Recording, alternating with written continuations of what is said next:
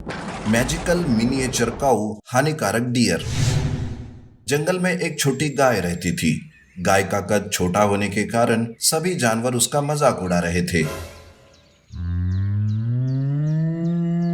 गाय खुद को सबकी नजरों से बचाकर जंगल छोड़कर जा रही थी, पर तभी उसे एक हिरन देख लेती है।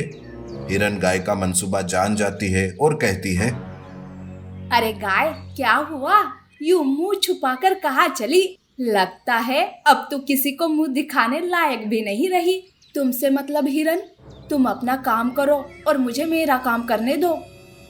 ऐसा कहकर गाय वहां से चली जाती है तो हिरन को उस पर बड़ा गुस्सा आता है।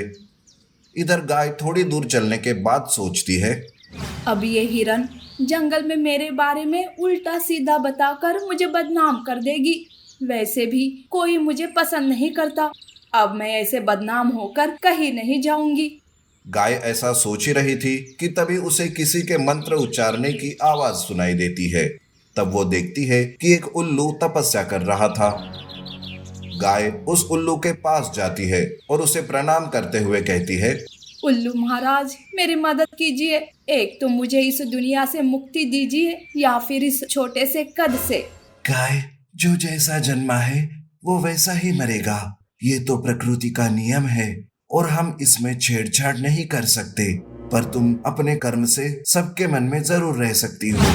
तब उल्लू गाय को जादुई शक्तियां देता है और कहता है, जा गाय, आज से कोई भी तुम्हें परेशान नहीं करेगा, बल्कि तुम सबकी रक्षा कर पाओगी।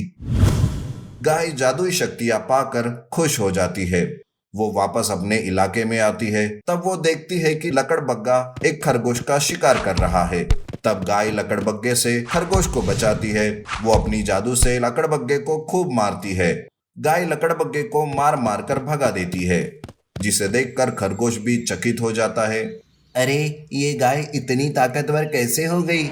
जो खुद की रक्षा नहीं कर पा रही थी, आज वो लकड़बग्गे से लड़ रही है। इसमें तो कुछ अलग ही शक्तियां दिख रही है। खरगोश गाय का धन्यवाद करता है। खरगोश गाय से दोस्ती का हाथ बढ़ाता है और कहता है, गाय, आज से तुम मेरे ही साथ रहना। सारे जानवर कुछ भी कहे, मैं उन्हें मुंह तोड़ जवाब दूंगा। गाय को पहली बार एक दोस्त मिलता है। वो बहुत खुश हो जाती है और खरगोश के साथ रहने लगती है। दूसरे दिन भेड़िया सूअर का शिकार कर रहा था। वो सूअर मदद के लिए चिल्ला रहा था। गाय तो खरगोश के साथ थी, पर फिर भी वो सूअर की आवाज सुन लेती है और तुरंत सूअर की मदद करने चली जाती है। गाय का छोटा कद देखकर भेड़िया उस पर हंसता है। तब गाय कहती है, हंस मत भेड़िए, मेरी कद पर मत जा, मेरी ताकत देख। तब गाय जादुई शक्ति से भेड़िए को मारने लगती है। गाय भेड़िए को भगा देती है। सूअर भी ये सब देखकर चकित होता है। सूअर को गाय से जादुई शक्तियों के बारे में पता चल जाता है। तब सूअर भी गाय से दोस्ती कर लेता है। इस तरह से गाय सबकी रक्षा करने लगती है। धीरे धीरे गाय के कई सारे दोस्त बन जाते हैं। जब ये बात हिरन को पता चलती है तो उसे जलन महसूस होती है। अरे, ये छोटी सी गाय आज सबकी दोस्त बन गई। नहीं, अब मुझे ऐसा कुछ करना होगा जिससे गाय खुद होकर सबकी दोस्ती तोड़ दे। हिरन जानवरों को भड़काने का प्लान करती है। वो सबसे पहले खरगोश के पास जाती है और कहती है, अरे खरगोश, गाय अब तुम्हारी रक्षा नहीं करेगी। वो तो सबकी दोस्त बनकर घूम रही है मस्त। वो तो तुम्हें भूल चुकी है। खरगोश इस बात से भड़क जाता है। अब हिरन हर जानवर के पास जाकर यही बात बताती है। अब हर जानवर अपने फायदे का सोचकर गाय के पास आते हैं। तब खरगोश सबसे पहले कहता है, गाय, जब कोई तुमसे दोस्ती नहीं करता था तब मैंने तुमसे दोस्ती की, और अब तू सबको दोस्त बनाकर मुझे ही भूल गई। अरे खरगोश, ये गाय तुम्हारे अकेले की दोस्त नहीं है, समझे? ये हमारी भी दोस्त है। सुन गाय, आज से तू मेरे साथ रहना। इस तरह सारे जानवर आपस में झगड़ा करने लगते हैं। धीरे धीरे वो सारे जानवर गाय को घेर लेते हैं। ये सब देखकर तो वो घबरा जाती है, पर गाय को यूं मुसीबत में देख हिरन बहुत खुश हो जाती है। अरे वाह, मेरी लगाई हुई आग बराबर लग गई। अब गाय कैसे जानवरों से खुद को बचाएगी? इसमें तो वो अपनी जादुई शक्ति भी नहीं आजमा पाएगी। हिरन खुश थी तो गाय डर के मारे सोचती है, अब मैं क्या करूं? पहले मेरी छोटी कद के कारण मुसीबत थी, तो अब इस जादुई शक्ति के कारण। नहीं, मुझे अब ये जादुई शक्तियाँ नहीं चाहिए। मैं जैसी हूँ वैसी ही ठीक हूँ। गाय जैसे तैसे जानवरों के बीच से भाग जाती है। वो आगे आगे तो जानवर उसके पीछे पीछे।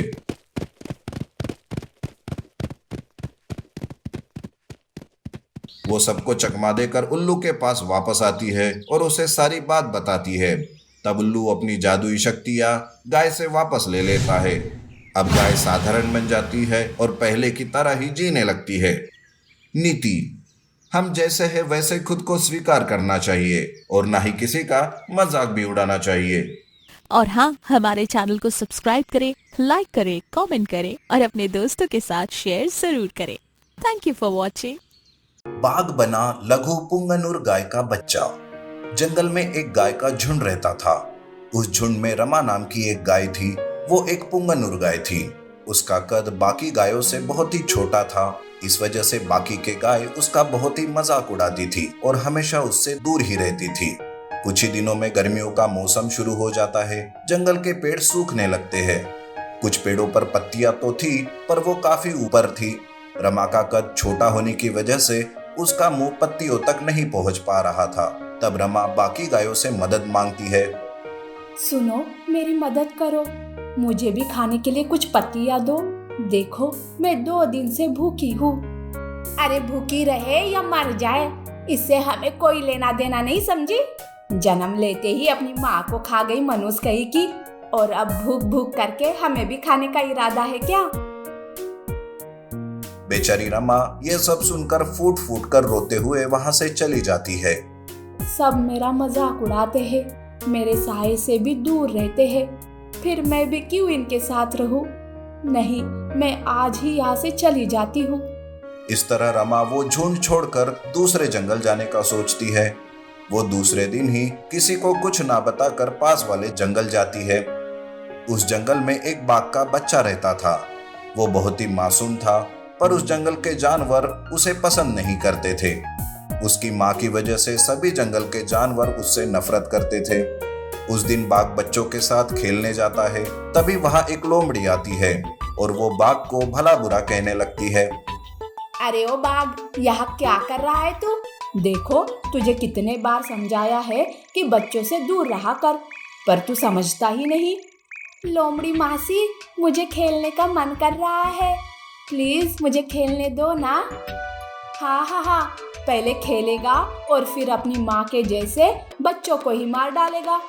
देख, मुझे तुम्हारी नीयत पता है, जैसी माँ वैसा बेटा। इस तरह कुछ भी भला बुरा कहकर लोमड़ी बाघ को वहां से भगा देती है।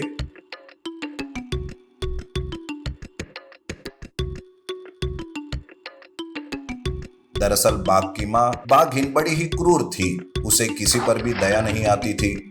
उसने जंगल में दहशत मचा कर रखी थी। पर जब वो माँ बन गई और बाघ को जन्म दी, तभी वो इस दुनिया को छोड़कर चली गई। लेकिन बाकी के जानवर बाघ को उसकी माँ के जैसे ही समझने लगे।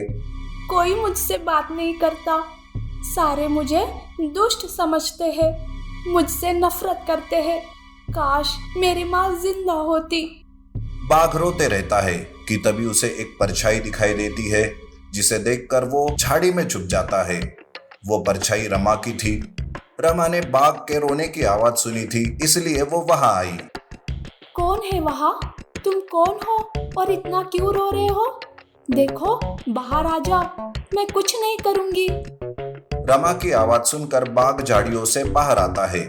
उसे देखकर रमा को दया आती है। बाघ को पास में लेकर वो कहती है, रो मत बेटा, क्या हुआ? भूख लगी है क्या तुम्हें? बाघ चुपचाप खड़ा रहता है, पर रमा समझ जाती है। आज पहली बार किसी ने मुझसे ऐसे प्यार से बात किया है। मैं आपका बहुत ही आभारी हूँ। रमा बाघ से उसके माँ के बारे में पूछती है। तब बाघ सारी सच्चाई उसे बता देता है। तब रमा को उसका गम और बाघ का गम एक जैसा ही लगता है। बेटा, आज से खुद को अकेला मत समझो। कोई कुछ भी कहे, उसकी तरफ ध्यान मत देना। ये दुनिया बहुत ही जालिम है, पर हमें हर मुसीबत से डट कर सामना करना होगा। आज से तुम्हें चिंता करने की कोई जरूरत नहीं है। मैं तुम्हारा ध्यान रखूंगी और सबका मुंह बंद कर दूंगी। रमा बाघ को अपना बेटा बना लेती है। बाघ रमा को माँ मानने लगता है और उसके साथ खुशी से रहने लगता है। रमा को बाघ के रूप में बेटा मिल जाता है जिसकी वो अच्छे से देखभाल करती है। रमा और बाघ दोनों भी एक साथ जंगल घूमते रहते। तभी लोमड़ी उन दोनों को देख लेती है। मुझे तो लगा था कि मेरी जली खोटी बातें सुनकर बाघ ने जान दी होगी, पर ये तो जिंदा है। ये बाघ कम था कि अब ये गाय भी आ गई जंगल में। ये दोनों मिलकर जंगल को नरक बना देंगे। लोमड़ी रमा और बाघ को जंगल के लिए मनहूस समझती है। लोमड़ी उन दोनों के बारे में जंगल में अफवाह फैलाती है। सारे जानवर मिलकर उन दोनों को जंगल से बाहर निकालने का फैसला करते हैं। सारे जानवर रमा और बाघ को घेर लेते हैं। तभी बंदर कहता है, अरे ओ गाय, तू हमारे जंगल नहीं रह सकती, चली जा यहाँ से। और हाँ, इस बाघ को भी लेकर जा अपने साथ, नहीं तो हम सारे तुम दोनों को जान से मार देंगे। खबरदार, अगर मुझे या मेरे बेटे को हाथ भी लगाया तो तुम सब दिमाग से बीमार हो चुके हो। अरे इसकी माँ अगर क्रूर थी तो इसमें बेचारे इस बच्चे का क्या दोष। और हाँ, मेरी कद अगर छोटी है तो क्या मुझे जीने का हक नहीं है? देखो, आज तक सब सहन कर लिया, पर आज नहीं। इस जंगल में सबको रहने का अधिकार है और वो तुम हमसे छीन नहीं सकते। अरे तू और तेरी बड़ी बड़ी बातें हमें नहीं सुननी, हमें बाघ से खतरा है बस। ऐसा मत कीजिए। मैं आप सबसे वादा करती हूँ कि मेरा बेटा कभी भक्षक नहीं बनेगा, बल्कि वो आप सबका रक्षक बनेगा। मुझे बस एक मौका दो, मैं आप सबको गलत साबित कर दूंगी। रमा की बात सुनकर सारे जानवर उस पर भरोसा रखते हैं, पर लोमड़ी तो गुस्से में ही रहती है। इस तरह कुछ महीने बीत जाते हैं। बाघ अब बड़ा हो चुका था, पर उसने कभी किसी मासूम जानवर को मारा नहीं था। तभी एक बार लोमड़ी ही हिरन के बच्चे का शिकार कर रही थी। तब बाघ उसे देख लेता है और उस बच्चे को बचाता है और लोमड़ी को जंगल से भगा देता है। तब रमा कहती है, देखा आप सब लोगों ने, मेरा बेटा कितना अच्छा है। आप सब ने इसे ताने मारे, पर देखो आज इसने आपके बच्चे की जान बचाई। मेरी परवरिश में कोई खोट नहीं है। और उसे ही जंगल का राजा बना देते हैं। जिस रमा को उसकी कद के लिए बोला जाता था, आज उसे मान सम्मान मिलने लगता है। बाघ अब सारी जिम्मेदारी अच्छे से निभाते हुए खुशी से रहने लगता है। नीति: कभी भी किसी को उसके कद से नहीं बल्कि उसके विचारों से जानना चाहिए। और हाँ, हमारे चैनल को सब्सक्राइब करें, लाइक करें, कमेंट करें और अपने दोस्तों के साथ शेयर जरूर करें। Thank you for watching.